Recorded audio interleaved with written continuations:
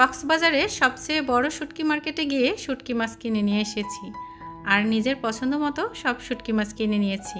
আর আজকে কি করলাম।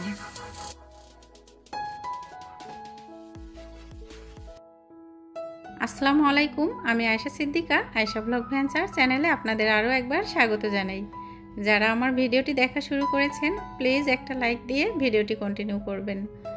শুটকি মাছ কিন্তু আমি অনেক বেশি পছন্দ করি, তো আজকে নিজেই শুটকি মাছ পছন্দ করে কিনে নিয়েছি। শুটকি মাছ কেনার জন্য কোথায় গিয়েছিলাম সেটা আমি আপনাদের সঙ্গে ভিডিওতে শেয়ার করব। এখন শেয়ার করছি এই যে শুটকি মাছ কিনতে যাওয়ার পথে এরকম করে কিন্তু গাড়ি থামিয়ে আমরা কাঁঠাল খেয়েছিলাম।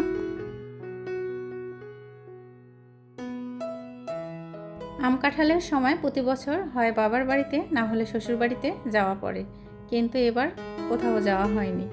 এসেছিলাম ঈদের পর ছুটিতে কক্সবাজারে। তো কক্সবাজারে যখন এসেছি কাঁঠাল কিন্তু আমার অনেক বেশি একটা পছন্দের ফল, তো আমি গাড়ি থামিয়ে কাঁঠাল খাওয়ার জন্য নেমে পড়েছি। প্রথমে কিন্তু আপনাদের ভাই রাজি ছিল না, বলেছে যে অনেকটা সময় আমাদের পথে নষ্ট হয়ে যাবে।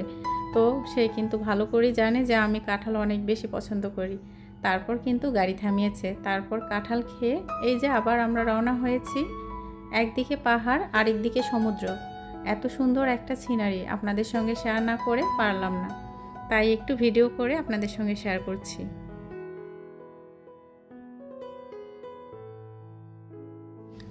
এই যে বিশাল পাহাড় দেখছেন, এই পাহাড়ের মাঝেও কিন্তু অনেক ছোট ছোট ঘর আছে যেখানে আদিবাসীরা বসবাস করেন। আর পাহাড়ের মাঝে মাঝেই কিন্তু কৃষ্ণচূড়া ফুলের গাছে ফুল ফুটেছে। আমরা কিন্তু ইনানি বিচের পাশে ডেরা রিসোর্টে ছিলাম, আর সেখান থেকে সুগন্ধা বিচের কাছে কিন্তু বড় শুটকি মার্কেট। সেখানে যাওয়ার পথে এরকম প্রাকৃতিক সৌন্দর্যগুলো আমি একটু করে ভিডিওতে শেয়ার করেছি। তারপর এই যে চলে এসেছি, এখন আপনাদের সঙ্গে শেয়ার করছি বিশাল এক শুটকি মার্কেট, আর সেটা হচ্ছে কক্সবাজারে সুগন্ধা বিচের পাশেই। আমি এখানকার ঠিকানাটা আপনাদের সঙ্গে ভিডিওতে শেয়ার করে দিব। এটা কিন্তু হচ্ছে কলাতলি বাজার। তো এই যে শুটকি মাছের দোকানগুলো দেখতে পাচ্ছেন, আমি কিন্তু ফার্স্ট টাইম এরকম শুটকি মাছের দোকান দেখেছি, এতগুলো শুটকি মাছের দোকান একসঙ্গে। তাছাড়া এখানে কিন্তু বিশাল বড় বড় শুটকি মাছের কালেকশন ছিল। তাছাড়াও ছোট ছোট মাছের শুটকি বিভিন্ন রকম, হয়তোবা অনেকেই চিনেন আবার অনেকেই চিনেন না। যারা শুটকি মাছ খেতে পছন্দ করেন তাদের কাছে আমার মনে হয় যে ভিডিওটা অনেক বেশি ভালো লাগবে, আর যারা শুটকি মাছ খেতে একদমই পছন্দ করেন না তাদের কাছে হয়তোবা ভালো লাগবে না। এখন আমি আপনাদের সঙ্গে ঠিকানাটা শেয়ার করছি। সুগন্ধা নিউ শুটকি মার্কেট, হোটেল মেরিন প্লাজার সামনে, কলাতলি রোড, কক্সবাজার। আর আমি কয়েকটা দোকান ঘুরে কিন্তু এই দোকানে শুটকি মাছগুলো আমার কাছে ভালো লেগেছে, যার জন্য এখান থেকে কিন্তু শুটকি মাছ কিনে নিয়েছি। কারণ সব দোকানে শুটকি মাছ কিন্তু সুন্দর করে সাজিয়ে রেখেছে, তবে একটু দেখে নিতে হয়। অনেক কাঁচা শুটকি থাকে যেগুলো ভালো করে শুকানো থাকে না, সেগুলোতে কিন্তু অনেক পোকা থাকে। তাছাড়া ওজনেও কিন্তু আমাদের কাছে কম চলে আসে, কিন্তু দামটা অনেক বেশি হয়ে যায়। সেক্ষেত্রে কিন্তু আমাদের একটু দেখে শুনে নিতে হয়। আর আমার কাছে যে দোকানটা ভালো মনে হয়েছে সেখান থেকেই কিন্তু আমি কেনাকাটা করেছি।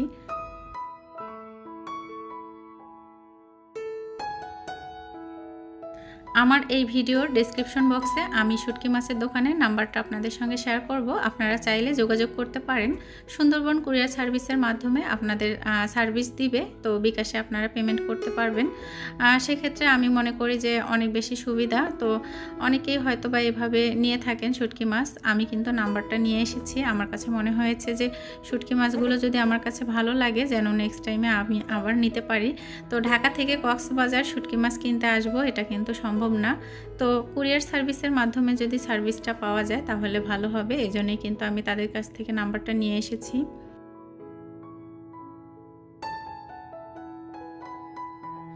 তবে জেনে তারপর আমি নাম্বারটা নিয়েছি। অনেকেই নাকি তাদের কাছ থেকে কুরিয়ার সার্ভিসের মাধ্যমে শুটকি মাছ নিয়ে থাকেন, তো এটা তাদের একটা বিজনেস।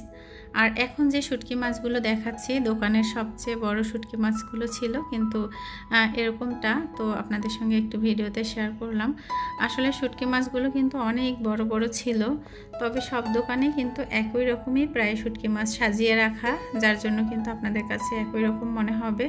এই যে ছোট ছোট মাছের শুটকিগুলো সামনে দিয়ে সাজিয়ে রেখেছে, আর ছুরি, লাক্ষা, তারপর হচ্ছে টুনা মাছ, বিভিন্ন ধরনের বড় মাছগুলো সেগুলো কিন্তু এরকম করে ঝুলিয়ে সাজিয়ে সাজিয়ে রেখেছে।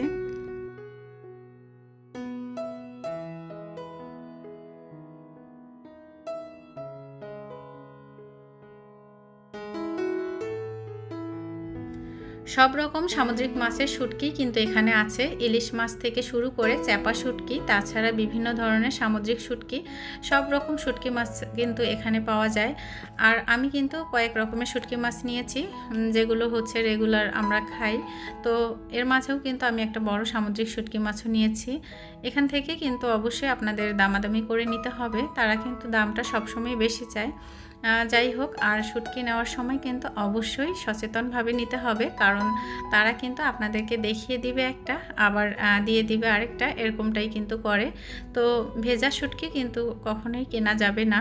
কিছু শুটকি মাছ আছে যেগুলো কিন্তু একদমই কাঁচা, কিন্তু তারা বলবে যে না ঠিক আছে, ভালো আছে, কিন্তু দেখে শুনেই একটু নিতে হবে। তো আমি ছোট মাছের শুটকি নিয়েছি কয়েক রকমের, আর বড় মাছের শুটকি নিয়েছি। এটা হচ্ছে লাক্ষা মাছ। তো এই শুটকি মাছটার দাম ছিল 700 টাকা করে কেজি। আমাদের এটা ওজনে হচ্ছে 1500 টাকা এসেছে। তারা চেয়েছিল 1800 টাকা। যাই হোক, অনেক রকমের শুটকি মাছ নেওয়া হয়েছে জন্য আমরা 1500 টাকা দিয়েছিলাম। সব থেকে বড় একটা শুটকি মাছ, এই যে চাচা যে দাঁড়িয়েছিলেন একদম চাচার সাইজের হবে, তো এটা ছিল বাইম মাছের শুটকি, একদম দোকানের সবচেয়ে বড় শুটকি। আর এই যে এখানে কিন্তু অনেক সুন্দর করে সাজিয়ে রেখেছে, প্রায় সব দোকানেই কিন্তু শুটকি মাছগুলো এভাবে সাজিয়ে রাখা। তো আপনাদের সঙ্গে ভিডিওতে একটু শেয়ার করে নিলাম। কলাতলি রোডে একটা হোটেলে দুপুরের খাবারের জন্য চলে এসেছি। আর এখানে মেনুতে ছিল বিভিন্ন রকমের ভর্তা, গরুর মাংসের কালো ভুনা, ডাল, আর সাথে ছিল কোরাল মাছ। তবে কোরাল মাছের রান্নাটা একদমই ভালো হয়নি। আর এই যে বিভিন্ন রকমের ভর্তা দেখতে পাচ্ছেন, ভর্তাগুলোতে কিন্তু প্রচণ্ড ঝাল ছিল, কিন্তু অনেক লোভনীয় ছিল। আর গরম ছিল আবহাওয়া, তো গরম ভাতের সাথে ঝাল ভর্তা। আর এখানে ছিল প্রচণ্ড গরম, এই সময় কিন্তু বিদ্যুৎ চলে গিয়েছিল, তো হোটেলে এসি বন্ধ হয়েছে, আর ফ্যানের বাতাস মনে হয় গায়ে লাগছে না। যাই হোক, গরমে গরমে ভর্তা আর গরম ভাত খেয়ে নিয়েছি।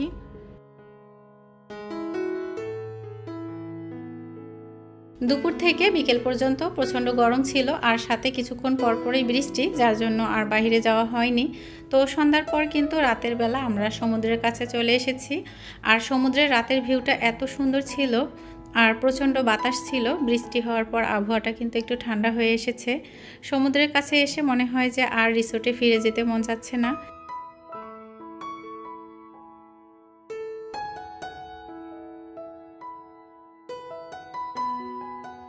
সমুদ্রের কাছে এসে দাঁড়িয়ে থাকা কিংবা সমুদ্রের পানিতে ভেজা দিন আর রাতের মধ্যে কিন্তু অনেক তফাৎ আছে। দিনের বেলা সমুদ্রে এসে আমরা যতটা আনন্দ করি, তারপর সমুদ্রের পানিতে ভিজি, রাতের বেলা কিন্তু ততটাই ভয় পাই। এই যে দূর থেকে ভিডিও করে নিচ্ছি, তবে কিছুটা সময় কিন্তু সামনে এসে ভিডিও করেছি আর একটু পানিতে পা ভিজিয়েছি।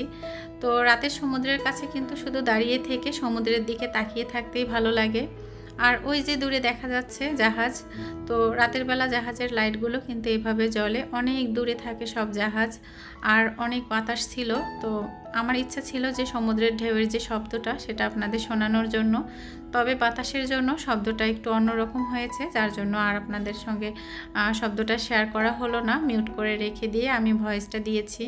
যে সকল প্রিয় আপু ভাইয়ারা আমার ভিডিও কন্টিনিউ দেখে ভালোবেসে আমার চ্যানেলটি সাবস্ক্রাইব করে আমার পাশে আছেন, তাদের জন্য মন থেকে অনেক ভালোবাসা রইল। যারা আজকে প্রথম আমার ভিডিও দেখছেন, ভালোবেসে আমার চ্যানেলটি সাবস্ক্রাইব করে আমার পাশে থাকবেন। পরবর্তীতে নতুন কোনো ভিডিও আপলোড করলে যেন নোটিফিকেশন আপনাদের কাছে পৌঁছে যায়, এজন্য অল অপশন চালু রাখতে পারেন। ধৈর্য সহকারে আমার ভিডিওটি দেখার জন্য অনেক অনেক ধন্যবাদ জানাচ্ছি। আজ এ পর্যন্তই। সবাই ভালো থাকবেন, সুস্থ থাকবেন। আসসালামু আলাইকুম, আল্লাহ হাফেজ।